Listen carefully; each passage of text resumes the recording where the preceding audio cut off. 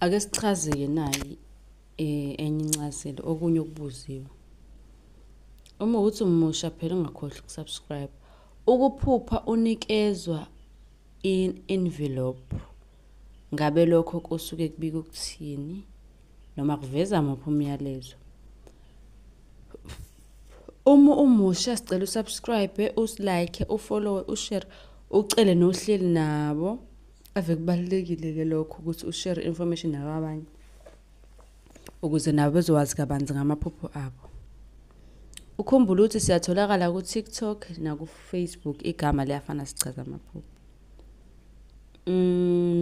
Sinayo incwadi yamaphupho u400 ukuposa ku60 sinayo insipho yobulongo yasiza ukugeza idlozi, ukuhlambulula idalwa, uthandeke mawukuthi umuntu wamabhizinisi, idonsa ama customer, yonke leyo nto nje nanomuntu wakho mawuthi nokuxabana yasiza nje i100 bese ukuposa kubo 60. Singene kuleli phupho le-envelope.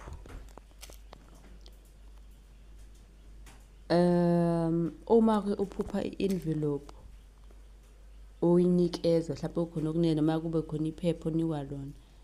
Lokho kusuke kubika nje ukuthi kunomyalezo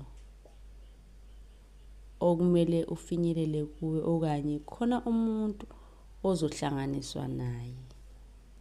Khona umuntu ozokhuluma naye mhlawumbe nikhuluma ingxoxo ebalekile ehambayo yaphambili.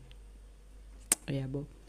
Uma unombuzo nawe ungabuza ku-comment okanye inbox nayi number ngizoyishiya.